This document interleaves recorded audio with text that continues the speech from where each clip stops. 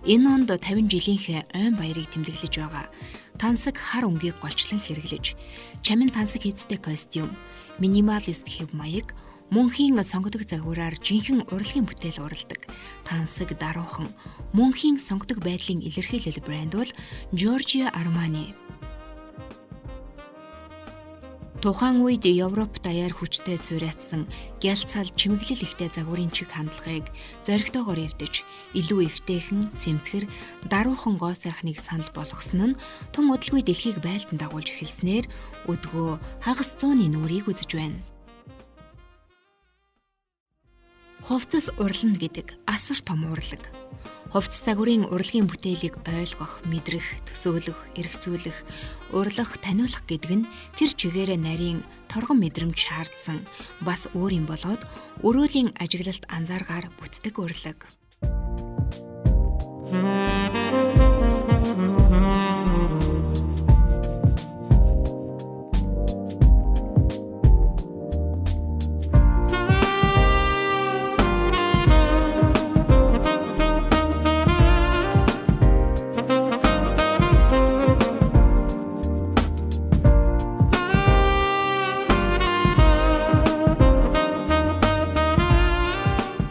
Ойролцоогоор 7 тэрбум долларын үнэлгээтэй Instagram дээр 5.2 сая, X платформ дээр 3.5 сая дагагчтай уг брэнд бусад загварын орднуудыг бодвол арай хожуу 1975 онд байгуулагдсан ч оройхон гараад ширүүхэн дайрна гихчээр тансаг, даруухан, дур булаам, дэгжин бүр үгээрч илэрхийлэх боломжгүй хизээд үн цэнэ хадгалах сонгодог минимал загваруудын бэлэгдэл болж чаджээ.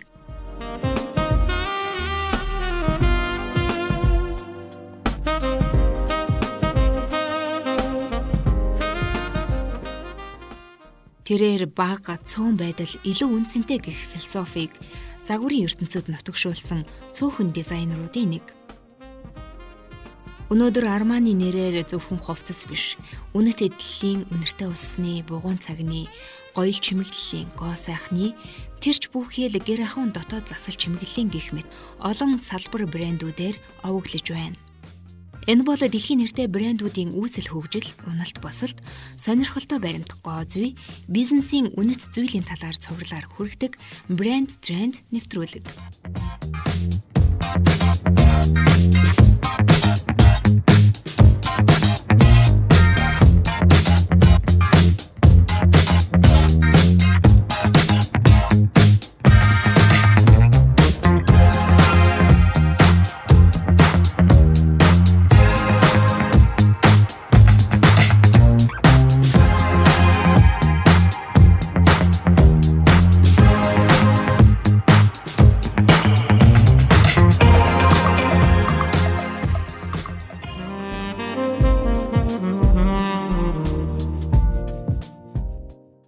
Италийн Пьяченца хотод төрж өссөн Giorgio Armani анх эмч болох зорилгоор ангаах ухааны их сургуульд элсэн орсонч төд удалгүй сургуулаа хаяж цэргийн албанд явж ирснийхээ дараа загварын карьерт хүрч үзэх боллоо. Анх Милан хотын ихтлгүүрт цонхны манекен хувцаслагчаар ажиллаж байгаад дараа нь худалдааны зөвлөх болж цаашлаад эрэгтэй хувцсны дизайнераар дэвшин ажиллажээ. Ингэснээр 1973 онд өөрийн бизнес хамтрагч Сержио Галетти гэх эрхэмтэй Милан хотноо Корсо Венеце дэлгүүрээ нээсэн нь бүх зүйлийн эхлэл болж 2 жилийн дараа Giorgio Armani брэндээ албан ёсоор нээсэн билээ. Тухайн үед Европт хүчтэй цуурайтсан гялцаал чимэглэл ихтэй загварын чиг хандлагыг зоригтойгоор эвдэж, илүү цэвэрхэн, цэмцгэр, даруухан гоо сайхныг санал болгосон нь олонний анхаарлын төвд орж байв. Тэрээр өөрийн загварыг тайлбарлахдаа би эрэгтэйлэг байдлыг зөөлөж, харин эмэгтэйлэг байдлыг илүү эршүүд, хүчрэхэг болгохыг хүссэн. Тиймээс ч эрэгтэй хувцас хийхдээ эмэгтэй хувцсны давуу ашиглаж, харин эмэгтэйчүүдэд зориулж хүчрэхэг хослол хийж эхэлсэн хэмээжээ. Энэ үед байгуулагдаад 50 орчим жил болж байсан Gucci брэнд гар цүнх, түрээвч, готол, үнэртэй ус, оролт, альчуур гэд маш олон бүтээгдэхүүнээр зэвсгэлсэн тансаг зэрэглэлийн эзэнт гүрэн аль хэдийн болчихсон байлаа. Мөн Жоржио Арманигийн үйл ажиллагаа явагддаг Милан хотод өөр нэгэн залуу дизайнер өөрийн брэндээ байгуулах мөрөөдөлтөд автан уран бүтээлийн онгодоо дуудаж бас байгуулах гэж буй брэндийнхэн бэлэгдэл логог бүтээж байсан нь ирээдүйн алдарт Gianni Versace байлаа.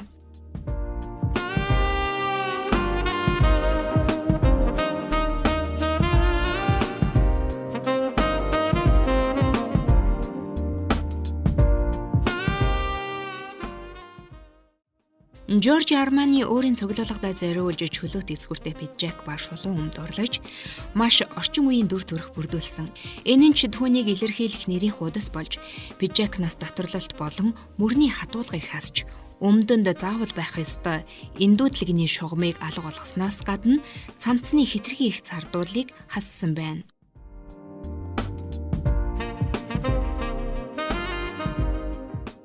Ингэснээр эдгээр шинэлэг дүр төрхүүд нь Армани брендийг бусад загварын орднууд шиг Chanel брендийн эмэгтэй хослол, Fendiгийн үслэг эдлэл, Versace-гийн Грек-ромын элемент, алтлаг хэв маяг, Hermès-ийн Birkin цүнх, Louis Vuitton-ы Alma цүнх, Burberry-гийн Trench цув шиг өөрийн нэрийн хуудас болгох суурь нь тавигджээ. Учир нь аливаа артист уран бүтээлч хүн дотоод ертөнцөөсөө улбаалж бодож сэтгэж хүссэн орчноо үүсгэж магадгүй өөр ертөнцид дүүлнэснээр гараас нь юм гардаг гэдэг дээр Жоржио Армани брендийн эд шид оршиж байна. Байгуулагдсанаас ганц жилийн дараа Армани брэнд Америкийн нэгдсэн улсын зах зээлд гарч мөн төд өдөлгүй 1980 онд нээлттэй хийсэн American Gigolo кинонд жүжигчин Ричард Гирийн бүтээсэн Жулиан хэмээх дүрд Жоржио Арманигийн хослол цав цагаан цамц өмсөж нарны шил зүүснэ нь дэлхийд дахныг байлдан дагуулсан юм. Жоржио Армани брендийг дэлхийд дахин таниулсан түүхэн чухал үе болж Армани брендийг анхудаа Холливуудын дэлгэцнээ тодорхой цэвэр имижээр гаргаж ирсэн мөч байлаа. Энэ нь тухайн үеийн хатуу хүрээтэй бизнес костюмаас ялгагдаж, эрэгтэй хүн илүү зөөлөн чөлөөт тансаг байдлаар харагдах боломжтойг дэлхийд дахинд харуулснараа нэгэн төрлийн хувьсгал болсон хэмээн үздэг. Энэ нь Арманиг дэлхийн зах зээлд тэргүүлэх дизайнерын нэг болгож, эрэгтэй эмэгтэй хүмүүс ямар ч орчинд өмссөн хувцаараа өөртөө итгэлтэй хүчирхэг харагдах философи агуулдаг power dressing гэх хэв маягийг гаргаж ирсэн билээ. Холливуудын кинонд дах Арманигийн нөлөө улам иржимжиж, дэлхийн алдартай кино болон алдартай жүжигчдийн хослолыг урлах боллоо. Энэхүү амжилтыг дагаад бас джинс хүчээ авч эхэлж байсан үед 1981 онд Армани джинс, Армани Junior болон шинэ үеийн залуус өдөр тутмын практик стил тохирсон Emporio Armani гэх салбар брэндүүд ч түрэн гарлаа. Энэ үед Жоржио Арманигийн түүхэнд Кристиан Диорын дараа Time сэтгүүлийн нүүр худалд гарсан хоёр дахь дизайнер болж удалгүй 1983 онд Америкийн загварын дизайнеруудын зөвлөлөөс гадаадын шилдэг дизайнер гэсэн номинацийн шагналыг хүртсэн байна. Харамсалтай нь Жоржио Арманигийн найз компани үүсгэн байгуулагчдын нэг өдөр тутмын менежментийн ажлыг зохицуулдаг байсан Галиоти 1985 онд өвчний улмаас нас нүхжиж өөрийн 50% эзэмшлийн хувьцаагаа Арманид өвлүүлжээ.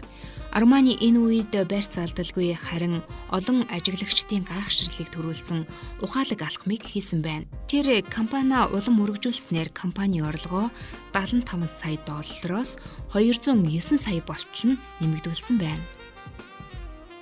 Энэ үед Арманиг хэд хэдэн загварын магнатууд худалдан авахыг хүссэн ч саналаас татгалзжээ.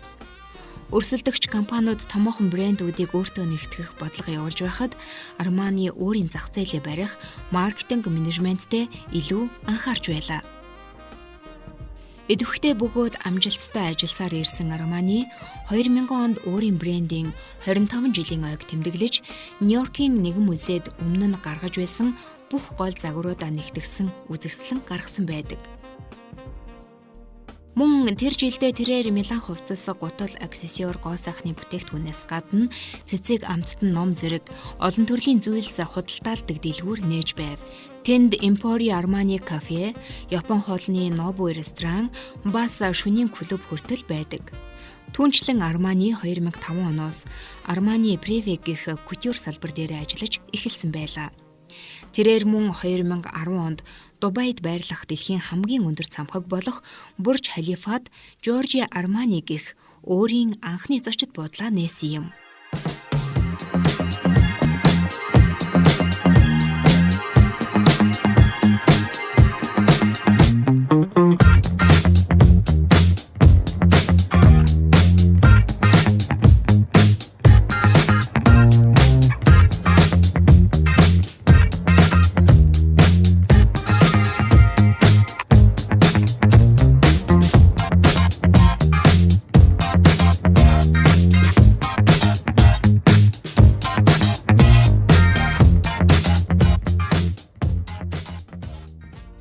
Өдгөө Жоржио Армани брэнд байгуулагдаад хагас 100-ны нүрийг үзэж алдарт дизайнер маань нас 90 насыг зоглож буйч одоо хүртэл брэндийнхээ цуглуулах бусад ажлуудад оролцсоор байгаа ч ойрын 2-3 жилд тэтгэвртэй гарах тухайга олон нийтэд зарлжээ.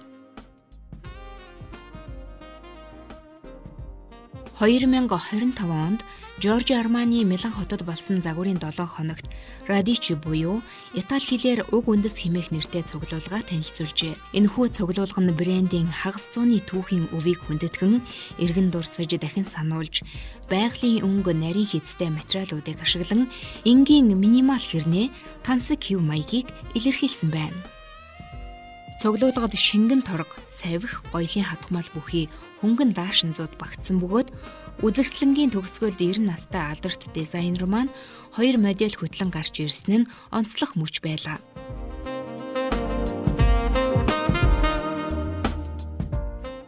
Тэгэхээр түүний 50 жилийн амжилтын түүх нь уламжлалт эрэгтэйчүүдийн костюм, пижакны загварыг өөрчилсөн, зоригтой аз туршсан явдал, шинэлэг санаа, хосгүй бүтээлч сэтгэлгээ, дэлгэцийн бүтээлд мөн хүрсэн дөрүүдийн хослолын маркетинг байлаа. Тэгэхээр Жоржио Армани бол зөвхөн дизайнер биш, дэлхийд эхний хүмүүсийн амьдралын хэв маяг, хэмнэл, стилийг уралсан бүтээлч, хувьсгалч гэхэд болно. Бас бүхэл бүтэн хагас 100-ны турш өөрийн байгуулсан загварын ордныхаа бүтээлч ертөнцийг чиглүүлэн ажиллаж байгаа гэдгэнд гайхалтай. Өөр ямар ч загварын ордон ийм урт хугацааны турш нэг хүнтэй сэтгэл зүрх оюун санаа, бүтээлч сэтгэлгээгээр холбогдсон хамтарч байсан удаа загварын түүхэнд байгаагүй юм.